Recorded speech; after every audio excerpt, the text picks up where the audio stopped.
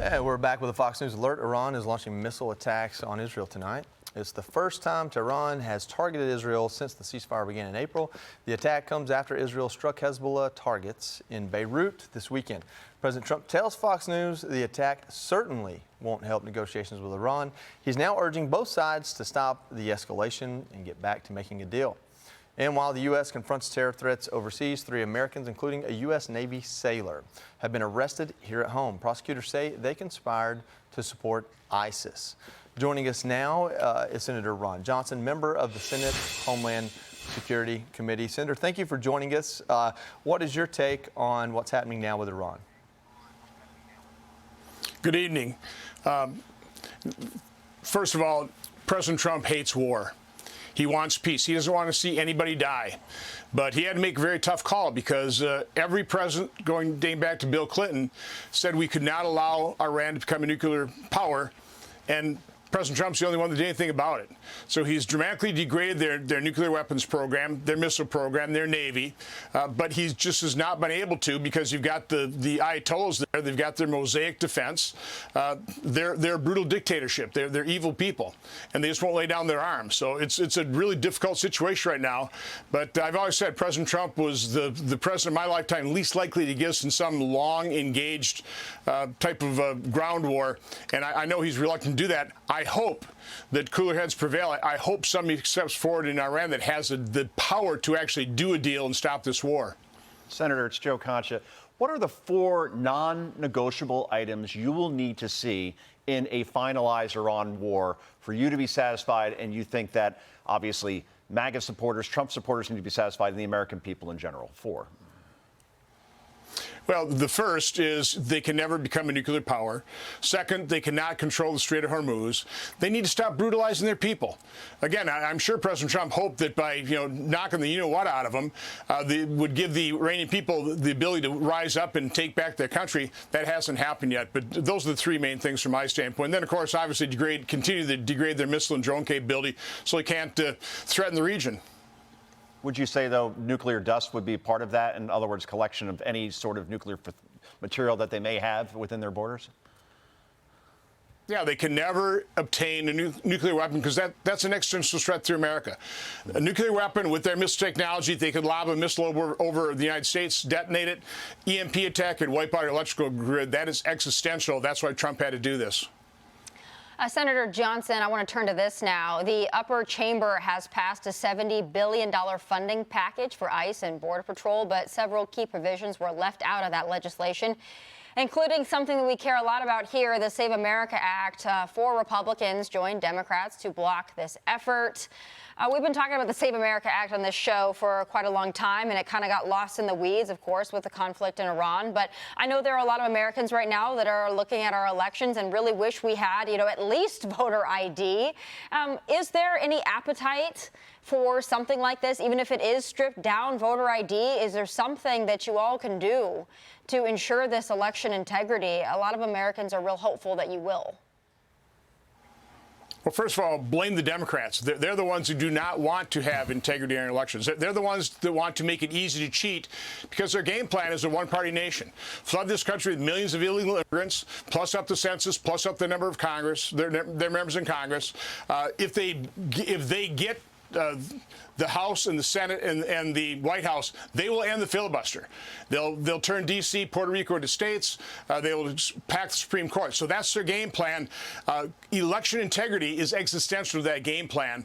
So we just don't have Democrats willing to put decent controls in terms of our elections, or they'll vote against every election integrity measure. So it's the Democrats that refuse to do this. That is a very fair point, and I agree with you. But what about your colleagues who also seem hell-bent on killing the Save America Act? We got, 4 that we can mention here: Collins, Murkowski, McConnell, and Tillis. So what do you make of your colleagues who maybe are joining the Democrats and not wanting to secure our elections? That's kind of a hard pill for Republicans to swallow, isn't it?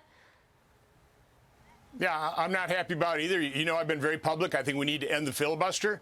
But you just showed why ending the filibuster doesn't necessarily guarantee success when we have some of our colleagues who vote against the president's agenda.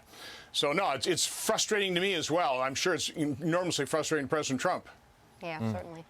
Senator, you released a report showing that Biden's health officials failed to detect COVID safety signals, and they jeopardized the health of millions of Americans.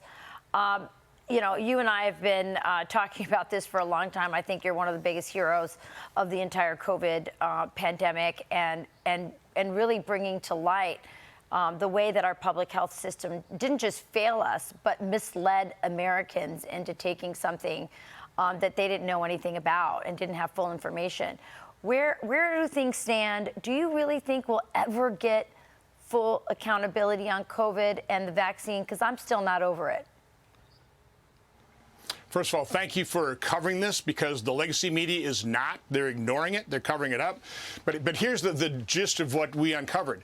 On March 1st of 2021, less than 3 months after the emergency use authorization, the head of the division within FDA that approves vaccines and then is supposed to surveil for its safety was warned that their safety surveillance system was going to hide and mask safety signals. 26 days later, a different data run using a different algorithm showed 25 safety signals, including sudden cardiac death, pulmonary infarction, Bell's palsy, other types of strokes. For 3 successive months, they had additional data runs, more cases of stroke and sudden cardiac death, and they hid it. They are continuing to hide it to this day. It's a major scandal. I certainly intend to continue to dig into this. We're starting to interview people that were involved in this right now. I'm going to meet with Secretary Kennedy tomorrow. Hopefully we don't have to subpoena records. He doesn't want that. I don't want that either. But he's being sabotaged within these agencies. So, again, this is a massive government cover-up, not only inside these agencies, but in the legacy news media. Anybody involved in this, they don't want to admit they're wrong. They don't want to admit these shots that they imposed on the American public could have killed or disabled people. That's why, Rasmussen reports 24% of Americans believe they know somebody who died from that COVID shot. It's shocking this is being covered up the extent it is. Do you have even one Democrat in Congress, in the Senate, or even in the House who is supporting you in uncovering this crime? It's a crime. No, my ranking member on the Permanent Subcommittee Investigations, Richard Blumenthal, keeps bringing in doctors to refute what I'm laying out there in terms of the truth. They don't even know how the mRNA shot works. They're completely ignorant of the lies told us about the shot staying in your arm, that it wouldn't biodistribute all over your body. Have no idea about the mechanism, how the mRNA goes into your cell, turns it into a manufacturing site for the spike protein toxic to the body. The body attacks it. That causes inflammation. In the heart, that's called myocarditis. So I'm not a doctor. I can easily explain how this harm is done. They continue to deny that reality. Yeah, well, you're ranking member there, he still thinks he went to Vietnam, I think. So, Senator Ron Johnson, thank you so much for joining us tonight. We appreciate you. Have a good evening. Thanks for having me on. Yes, sir. Thanks, Senator. All right, Tommy, first questions were about the Iran war. Joe asked for 4 things. He really had 3, and then he kind of scratched for the 4th. I don't blame him there. But the 3 things on his mind were no nukes, and Joe pressed on that, but just no nukes, opening the Strait of Hormuz, and stop killing their own people. It's interesting to me. I'd say 2 of those 3 weren't necessarily top-tier goals when we started this war, so it seems like everybody's got their own idea of what should happen. We all wish that they would stop killing their people. Is that going to be part of a peace deal? I'm not so sure. Well, that's what I mean, yeah. That's going to be perhaps a difficult one. And when you talk about what our goals are, our goals have to first and foremost be for the American people. And we hope that the Iranian people get that self-determination. We all are hopeful for that, and we all will continue to cover their plight. However, when you talk about the bullet points of a deal, it sounds very much like what President Trump is demanding, and he's waiting to see if he gets it, and he's not going to accept a bad deal to get anything less than that. And that's where I have a lot of respect for the president. He says he's not looking towards midterms. We know that some part of him is, because he's got a lot of things he still wants to accomplish in his presidency that he's going to need some midterm help to be able to fulfill beyond just the Iran conflict. So I think it's interesting when we talk to lawmakers, though. I think that there is some anxiousness, some anxiety in getting this over with, but they're still maintaining their support of the president because they understand the position that he's in. Joe, I think every minute that President Trump doesn't strike Iran is a minute of patience and showing that his goal is to find peace. Precisely. And what we talked about before, Joey, when Iran launched those rockets, at Israel, and all 4 were shot down by the Iron Dome. It shows their limited capabilities. So I don't think he sees Iran as a military threat, so he can afford to be patient. Here's the thing, though. Maybe Iran's playing, back in the old days, back in the 80s, there wasn't a shot clock in college basketball. So you did this thing called 4 corners, where you just kept passing the ball if you had a lead to run out the clock. You didn't have to shoot it. And that's what Iran is thinking here at this point. Run out the clock. The closer we get to the midterms, the more leverage that we have. So the question is, can they withstand the economic damage that's happening right now, where they're losing hundreds of millions of dollars per week because they're not getting their main export and imports back in, which is oil, of course. So I think that's the way you choke them in the end. The question is, can this be resolved by, let's say, the end of this month or July? Because the closer you get to the midterms, the more Republicans are put in jeopardy for not winning back or at least holding the House and the Senate. Rachel, there are hundreds of millions of people in this country. About half of them vote or have been voting recently. Do you think they're looking for news on if President Trump retaliates against Iran, or do you think they're looking at that little ticker at their gas station? Like, what do you think they're focused on most? People look at their pocketbook. I mean, that's what people care about.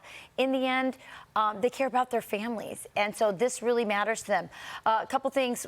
Tommy, you mentioned, we're not going to probably get the rising up of the Iranian people. They killed a lot of them. They killed a lot of the rebels who were fighting up against this regime, and that's what that was about. So yeah, we might not get that. What I think the president, what I think would be really great, the greatest thing would be to have this thing resolved before 4th of July. What a great way to celebrate. But I think you're right. It might drag into the summer. And the reason why some of these lawmakers are still backing the president, still want him to get the good deal, they're nervous because they're in the midterms, right? Yeah. They've got elections coming up. So, Rachel, you're saying that we could possibly end this war by the time California gets done counting ballots? Wouldn't that be great? Listen, the good news is I really believe that everything I've seen up to now, the president wants peace. Yeah, the question is, does Iran and does Israel? The president wants peace. All right. I think most of us want peace.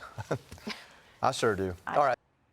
Be sure to like and subscribe for all the Fox News latest on YouTube and catch full shows streaming now on Fox One.